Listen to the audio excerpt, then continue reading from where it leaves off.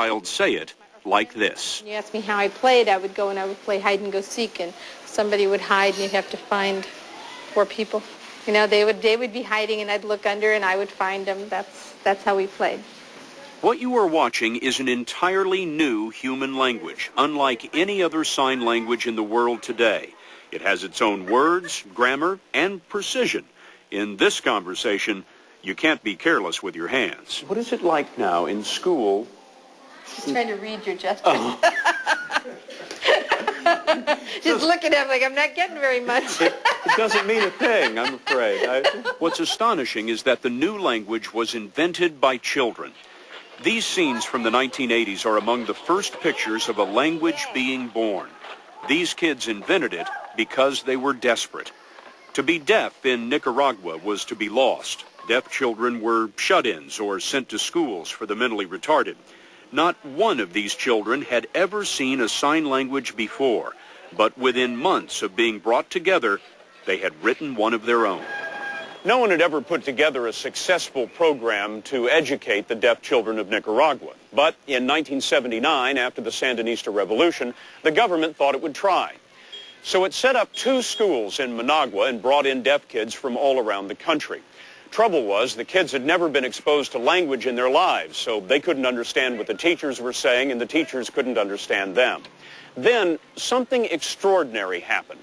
The children began comparing the signs that they'd been using at home. They added to them, modified them, and soon, even though the teachers still didn't know what was going on, the children were talking to each other. Mystified, the Nicaraguans called in Judy Kegel, an American linguist who studies language and the brain. I said, "What do you want from me?" And there was a group of kids about 25 feet from us with their hands flapping in the air. And they said, "Well, we want to know what they're talking about. When they're talking to each other, we can't understand it." As Kegel recorded the conversation, she began to understand that this was no jumble of gestures, but true language with precise rules and order. And they just took that whole thing and restructured it and gave you back the equivalent of English, French, American Sign Language, whatever you want to call it, equal. And they did it on their own. And they did it on their own. They literally took it all from here. All the structure, all the rules. What they took was the raw materials. They took a gesture here, something that happened there that didn't constitute language at all, dragged it in and used it to express a system that was up here. A system that Kegel believes is proof that the brain has an instinct for communication, that language is launched from within. You know, it's like a rocket going off in your head, just an understanding that soars. Adrian Perez was one of those children liberated by language. Today, he teaches the new language, known simply as Nicaraguan Sign Language. He lost his hearing to a fever when he was a toddler. He was born into a happy family, but as a deaf boy in Nicaragua, it was joy he could not share. You feel like when you don't have communication, you almost don't have thought. You know, no awareness. It's an emptiness. If you don't have language, you don't have thought. You know, for me, it's sad. You can't express your feelings. You can't express. Thoughts may be there, but you can't get them out, and you can't get new thoughts in. You know, it's like there's a door that you're beating against and beating against, you know, like a bull going against a wall, butting your head against a wall, and you just can't make it open. Kegel wondered if she could find others in Nicaragua still trapped behind that wall. She's an authority on how the brain creates language. If she could find people who had not been reached by the new sign language, people with no language at all, it would be a scientific breakthrough, a window on how language evolved in the first place. Kegel thought that journey of discovery would last a few weeks. That was 15 years ago. Today, she is still traveling the rainforests of Nicaragua's Mosquito Coast, finding what no linguist believed could ever be found: human beings without language. And you find them out here. They exist. Find them. For every 12,000 people, you should have 10 who are deaf. So here, you know, you're going to have people who've had dengue or malaria or meningitis or yellow fever who have had high enough fever to cause deafness. So you're bound to run into deaf people in these areas. If you don't, you're just not looking hard enough. We're headed to a spot known as the Village of the Tortoises. It's 6 hours up the Currenwas River, a place where the locals say there is a woman who does not speak. Gotcha. All right. Her name is Irania. She's the mother of 2.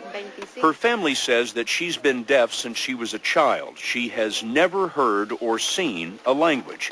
In fact, she doesn't know her own name or the names of her children. Those are the names that she has for her children. Right now, right. Small child, larger 5, child, right. Essentially. With this first contact, Kegel tries to communicate with pictures. I pointed out the lightning, but she said, don't know. No word for that. What does this do? What this does is just sees what she has labels for.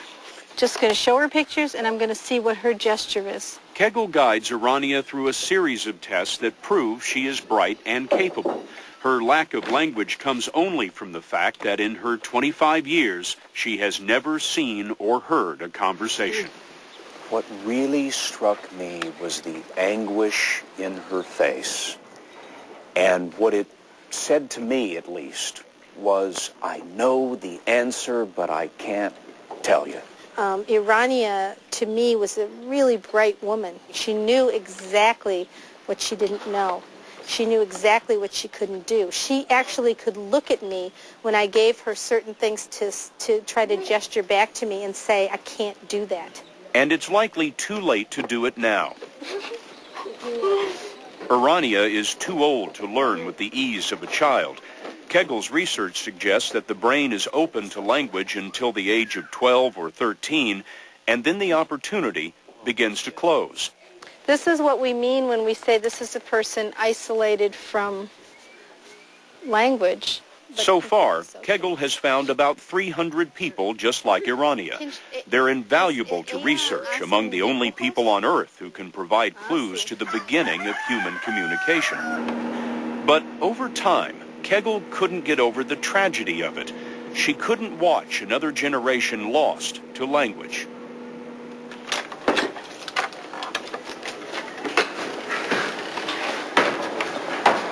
Five years ago, Kegel decided that in addition to studying, she'd better start teaching. She and her husband, James, started a one-room school on the Mosquito Coast to teach the new sign language. He gave up a career as a pilot.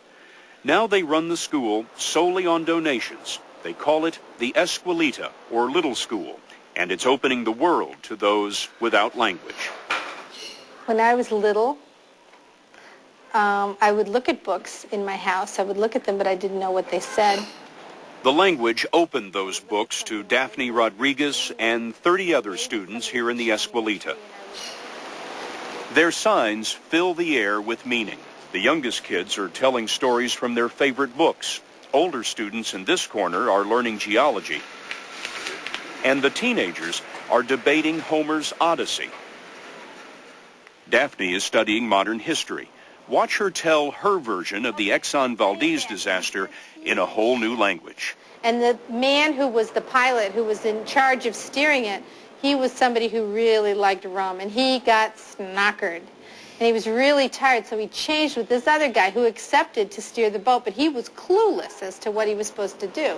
And something went wrong. He hit the boat against something, and all the oil started to spill out all over the place. Could you have learned that history in your old school? Oh, no way. No way. With language, they are filled with questions, even a few questions for us. Yes, ma'am. Do you have any children? 2 children. What about cats? You got cats? I have 1 cat. And you don't have any rabbits, do you? No rabbits. No rabbits. Okay, how about a parrot? Do you have a parrot? I have no parrots. Okay, I got one. Yes, ma'am. How old are you? How old am I? I am 42. Very, very old. Do you work? Yeah, this is my work. This is what I do. Can you believe they pay me for this? I'm a reporter. They are smart as they can be. Right. All we have to do is unlock one little piece of their brain. What has that told you about how the brain works and how language works? Well, bottom line, I'm convinced that language is in the brain. But I'm also convinced that language needs a trigger. A person who's deaf, a gesturer, left in the home, will remain languageless. We are born with the language instinct. Yeah, true. We're born able to walk. But if you tie a person down and you don't let them walk, it's not going to happen. And you can't malnourish a child in terms of language. Which is why the Kegels go to great lengths to keep their students in school. Sometimes they have to find kids who are missing because of hunger or disease. It's a lovely little road. In fact, the day we first met little Judy Mejia, we had to look for her at her grandmother's house. Thanks. Where is it from here? Up here. Just up here? She had missed school, and the Kegels were worried. ¿Dónde está Judy? Once before, they came out here and found Judy near death, burning with dengue fever. Is Judy here?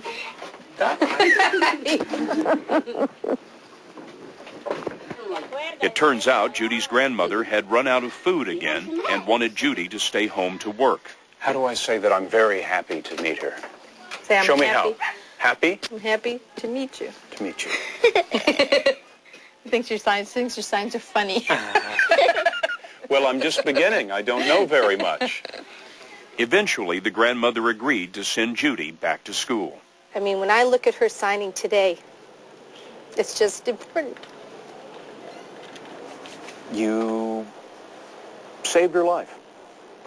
Not just physically, but you opened the world to her Well, in language. me? No, but the program here, Deaf People in Nicaragua, when I think about what she'd be, Why do you feel so strongly about that? with Judy,